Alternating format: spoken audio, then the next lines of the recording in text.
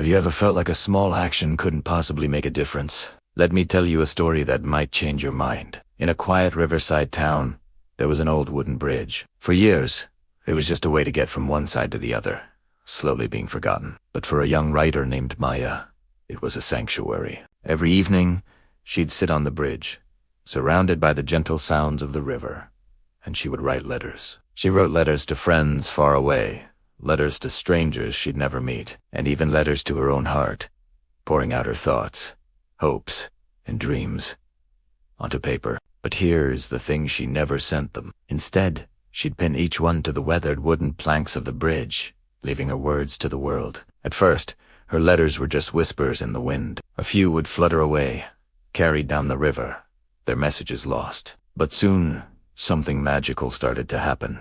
A passerby, intrigued by the colorful paper, stopped to read one. The next day, another person paused, and then another. Slowly, the townspeople began to make the bridge a part of their daily routine. They'd stop to read Maya's words of encouragement, simple observations about the beauty of a sunset, or reflections on life. A smile would appear on someone's face after reading a kind note. A thoughtful look would cross another's as they pondered a piece of shared wisdom.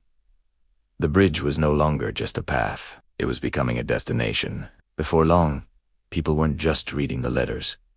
They were adding their own. An elderly man shared a memory of his first love on that very bridge. A teenager wrote about her anxieties and dreams for the future. A mother left a note of gratitude for her children. The bridge transformed into a beautiful, living tapestry of shared human experience. It became a place where hearts could meet without ever speaking a word, where stories were shared and quiet connections were formed. People would stand on the bridge, reading letters from their neighbors, and they would laugh, sometimes shed a tear, and always feel a little less alone. They were reminded of the simple yet profound power of communication, of caring for one another, and of being honest with themselves and others. Maya watched all of this unfold with a full heart. She realized that her letters didn't need a stamp or a mailbox to reach their destination. Hope, kindness, and vulnerability, once shared, have a way of finding the people who need them most. Her quiet, personal ritual had sparked a beautiful chain reaction, weaving the fabric of their community tighter than ever before. The bridge became a beloved symbol in the town. It stood as a testament to a powerful truth,